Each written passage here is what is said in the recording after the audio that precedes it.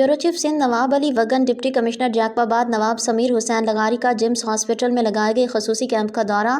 Deputy commissioner नवाब समीर हुसैन लगारी ने gyms hospital में लगाए गए खसूसी कैंप का दौरा किया, जो पैदाइशी तौर पर होंठ कटे बच्चों के मुफ्त इलाज के लिए कायम किया गया है। इस कैंप का मकसद ऐसे बच्चों को मयारी और मुफ्त तिब्बी सहूलियात फराहम करना है जो होंठ कटे होने की वजह से मुख्तलिफ मुश्किलात का शिकार होते हैं। डीसी नवाब समीर हुसैन लगारी ने कैंप का बाकायदा इफ्तिताह किया और वहां मौजूद मरीज़ बच्चों और उनके वालिदैन से मुलाकात की। उन्होंने कैंप में फराहम की जाने वाली सहूलियात का जायज़ा लिया और इंतज़ामिया से तफसीलात हासिल की।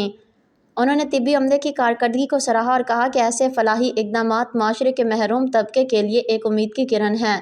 डिप्टी कमिश्नर ने कहा कि अवाम को मयारी तिब्बी सहूलियात की फरहमी ज़िलाई इंतज़ामिया की अव्वलीन तरजीह है और इस सिलसिले में किसी किस्म की गफलत या कोताही बर्दाश्त नहीं की जाएगी। अवामी खिदमत के जज्बे से सरशार नवाब समीर हुसैन लगारी के इस इक़दाम को शहरियों और मरीज़ों के लवाहिकीन ने खूब सराहा और उनका शुक्रिया अदा किया।